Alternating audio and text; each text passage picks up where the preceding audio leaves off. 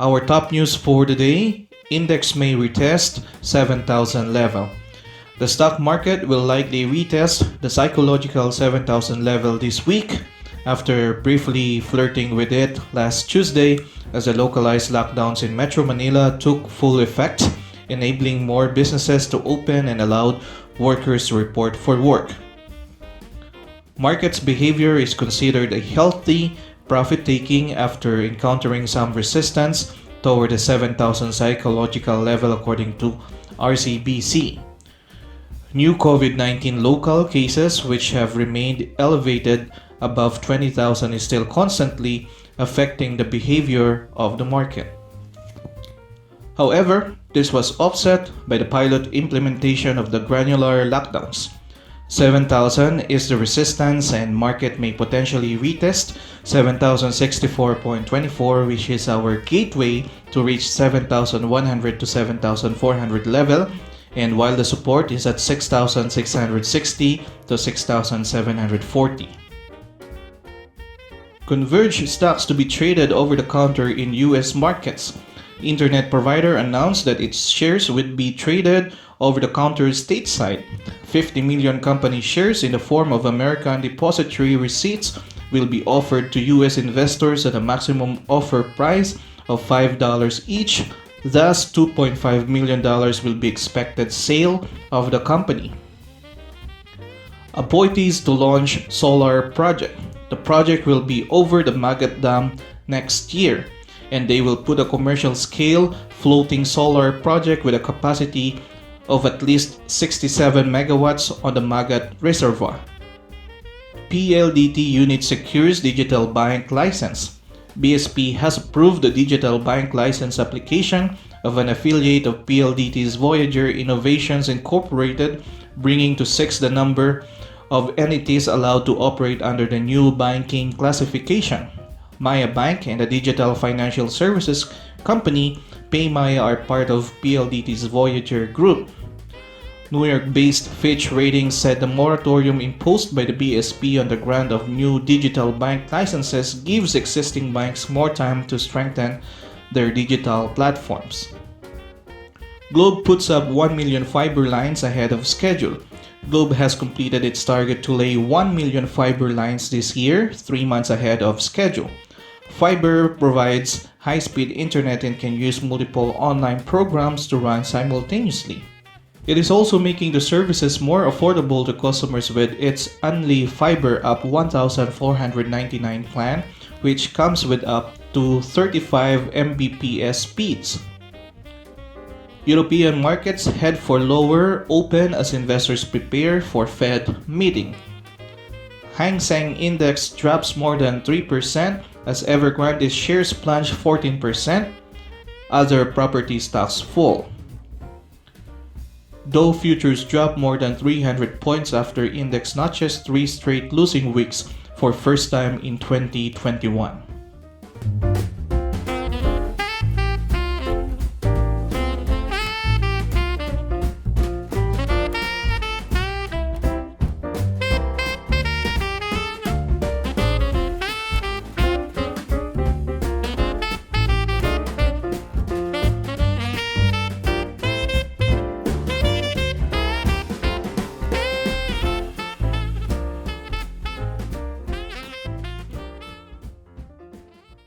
Welcome back to QRepublic.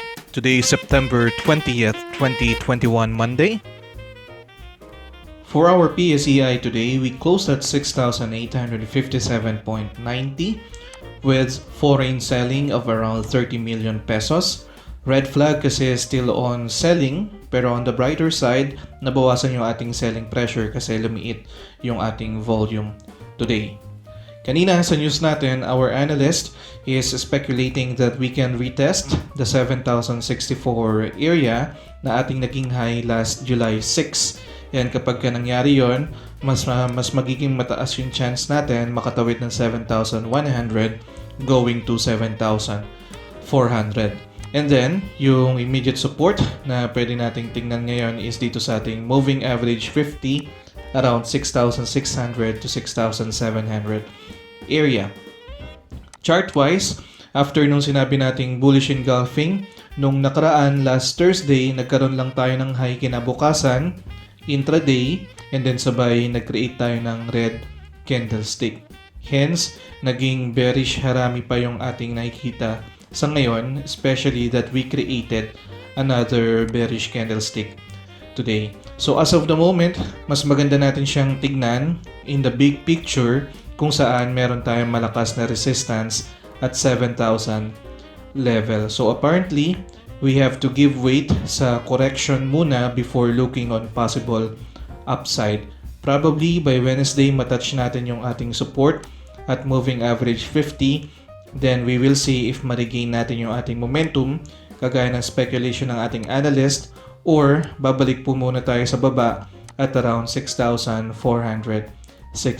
area. So apparently, hindi po muna natin siya pwedeng asahan na tumaas muna kasi kagagaling lang natin doon and then nagkaroon tayo ng resistance. So sa ngayon is more on correction yung possible nating tingnan sa kanya. As of the moment, iwas po muna tayo sa pagbili, especially if nasa resistance yung ating monitored stock at listed siya sa ating index kasi more on correction yung binibigyan nating weight sa ngayon. And sa news din natin kanina, isa sa mga reasons kung bakit hirap yung market i-breakout yung 7,000 level is dahil sa mga IPOs natin currently. So doon na pupunta yung volume natin since hindi sila listed sa index, hindi sila naka-count. So let us continue to monitor our market, be wiser than we are yesterday, and continue to invest for our future. ACEN is on indecision candlestick today and foreign buying tayo around 119 million pesos. So consistent pa rin po yung ating mga investors sa pagbili kay ACEN despite of its selling pressure last Friday. Re-evaluating itong si ACEN, more on hold and buying pa rin yung ating nakikita as our uptrend channel is still intact, and despite our strong selling pressure last Friday, the market still managed to maintain its momentum, trading above moving average 9. However, keep in mind that although buying is our option, there is always a best area to buy, and that is through our key support, which is around 9.90 area as of the moment. So yung pagbili po ng shares is laging may kaakibat na risk, especially if hindi tayo nakapag-accumulate ng shares on its low level. And we can manage that risk by formulating a trading plan. So always ensure that your trading plan is in place, especially if you are a short-term holder or mainipin when it comes to your emotion. For PLDT, just like ACEN, it has maintained its momentum, trading above moving average 9 despite of our strong selling pressure last Friday. Although yung difference niya kay ACEN is that wala tayong support from the foreign investors in the big picture, pero meron tayong pag-subside ng selling pressure na nakita kasi after ng ating massive selling last Friday, immediately today meron tayong buying na around 1.60 million. So nakita natin sa news kanina na nabigyan ng license yung digital banking ni PLDT, so napakagandang catalyst niya yon, and probably yun yung mga reason sa mga recent move natin kung bakit tayo nagkaroon ng strong bullish move ng mga nakaraan. So more on hold pa rin po tayo, and buying is also an option for those na nakapag-accumulate on its low price. Sa mga papasok pa lang po kay PLDT, be always ready on your trading plan, and on this instance, yung key support po natin is at 1,466 area, meaning yan po yung first low na pwede natin ma-encounter during its pullback. Pero overall, maganda naman yung ating mga indicators, especially itong ating mga moving averages kasi nagtitrade tayo above moving averages. For Globe, we are currently on pullback at nasundan po yung ating selling pressure last Friday, pero ang maganda sa ginawa ng ating market ngayon is na control or nabawasan yung ating selling pressure base na nga rin po sa volume na na-receive natin today. Ganon din po yung ating makita dito sa ating net foreign indicator. Kumbaga nag-flat tayo today pagtapos ng ating massive selling last Friday. Apparently, gumagawa tayo ngayon ng base or nagko-consolidate tayo kagaya ng previous pattern natin. Pero we are currently above moving averages. So magandang sign po yan, signifying na meron tayong strength. Plus meron din tayong uptrend channel na pwedeng maging guide sa pagbili ng shares. Sa ngayon, buying is still an option, especially sa mga napag-accumulate ng shares on its low price. Pero be aware na meron tayong possible low sa moving average 20 around 2,800 level. So hinay-hinay pa rin po tayo sa pagbili, especially if magbi-build pa lang tayo ng average or hindi tayo nakapag-accumulate on its low price. Overall, more on hold pa rin po tayo kay Globe. For Aboitiz Power, very strong ang ating momentum at 4th trading day na po nating sunod-sunod na gumagawa ng mga magagandang bullish candlesticks accompanied by high volume. So congrats po sa mga nakabantay at nakabili ng shares dito kay Aboitiz Power. So far, give and take tayo dito sa ating net foreign indicator, which is gumanda yung takbo niya kasi last time puro selling yung nakikita natin dito sa ating indicator. So tuloy-tuloy din po yung kanyang project kagaya ng nasa news natin kanina, kaya naman napakaganda po ng galaw ni AP as of the moment. Pero sa ating technicals, you may want to think first prior buying on its current range kasi nasa resistance area tayo ngayon, and if ever meron tayong possible low at around 30.70 area kapag nagkaroon tayo ng profit taking or selling pressures. So be careful lang po kasi itong si Aboitiz hindi rin po siya nakasabay sa ating profit taking last Friday. So baka any moment siya naman po yung mag-drop yung price. So it's either hold or sell ng portion of your shares. Yung pwede natin maging options dito kay Aboitiz Power, especially if gain naman tayo para ma-secure natin yung ating profit, then we can just repurchase on its low soon. For Converge, maganda yung ginawa ng ating market kasi napigilan natin yung ating massive selling pressure last Friday as we made a hammer type of candlestick today. Bullish po yan, yun nga lang mababa yung ating volume. And naging maganda rin po yung support ng ating mga foreign investors today. So buying po tayo around 67 million pesos. Sa ating chart, pwede nating i-adjust itong ating uptrend channel, covering yung week natin last time, pati na rin yung ating naging resistance last Friday. More on hold pa rin po yung pwedeng maging option natin dito kay Converge. Buying is okay as well as long as meron tayong accumulated sa low price. Pero be aware na meron tayong immediate low at 33.60 and sa ating uptrend channel, nasa may resistance tayo. So yung possible low natin dito sa bottom part natin is around 32.50. So yan po yung mga lows na kailangan natin i-take note in case man bibili tayo ng shares kay Converge. For Merrimart, makikita natin sa ating chart na talagang malakas yung ating resistance at 4.20 area. Tapos gumawa pa tayo today ng strong bearish candlestick. So unfortunately, talagang sideways move po muna tayo sa kanya. So let's take its current range as TP area if ever gain na po tayo kung sakaling nakasalo tayo on its low price para ma-secure natin yung ating profit. And then yung low natin sa sideways na ito is at 3.13 area. So yan yung downside na kailangan natin tignan in case man na gusto natin bumili ng shares kay Merrimart. So as of the moment, iwasan po muna natin bumili ng shares kay Merrimart since meron tayong selling pressure at nasa mataas na area tayo currently. For Mega World, we are on weak momentum and high selling pressure as we have high volume na more into selling. As of the moment, we formed a lower high. So from 3.30, ito yung high natin, lumakas yung ating resistance at 3 peso area. So nagkaroon po tayo ng lower high and medyo risky yung ating sideways move na tinitingnan sa kanya, although intact pa naman siya, but we have to be cautious at 2.70 area kasi since meron na tayong lower high, naging active ulit itong ating downtrend channel. So we need to re-evaluate Mega World upon reaching yung 2.70 area. Sa ngayon po, iwasan muna natin yung pagbili kay Mega World as we have a selling pressure and we are heading down at 2.70 area.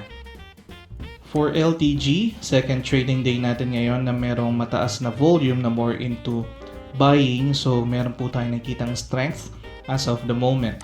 Yung ating selling pressure din sa net foreign indicator natin is natigil at meron tayong buying today na around 6 million pesos kasi nung mga nakaraan more on selling yung nakikita natin dito. As of the moment, we have to be aware that we had just regained our momentum from being weak. So more likely maka-experience pa tayo ng strong resistance at 10 peso area or dito sa ating moving average 50. So if ever, iwasan po muna natin bumili on its current range kasi nasa middle tayo or malapit na tayo dito sa ating resistance. Hence, baka maipit po tayo sa mataas na area. Possible na next move natin after natin mag-downward is meron tayong sideways from the low na 8.60 area and then high na 10.09 area. For GMA, with a strong bearish candlestick accompanied by a high volume, makikita natin na talagang malakas yung ating resistance at 14 peso area. So you may want to take its current range as a TP area. Thus, more on selling po dapat yung ginagawa natin today, especially if we are a short-term traders kasi medyo hindi na natin nakayang umangat hanggang 14 peso na lang yung nakaya nating high. So malakas talaga yung ating resistance niyan. So again, meron tayong sideways move na nakikita kay GMA with a low of around 11.38 area. So ayan po yung low na dapat natin isipin bago tayo bumili ng shares kay GMA para if ever man is hindi tayo maipit sa mataas na area.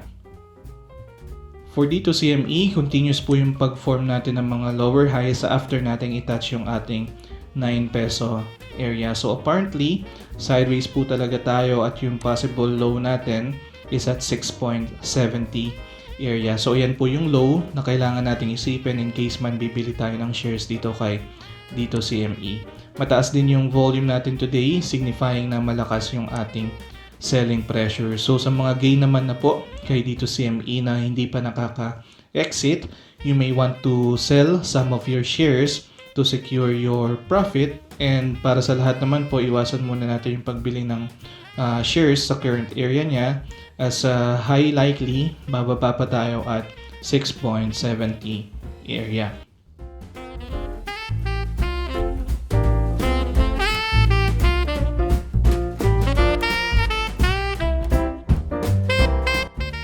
And that's it for today. Kung nagustuhan niyo po itong video na ito, please don't forget to like it and share it as well para mapagbigay insights din po tayo sa iba. And also, kung meron po kayong additional information or thoughts dito sa review na to, comment nyo lang po yan para makatulong din po or makapagbigay information din po tayo sa iba.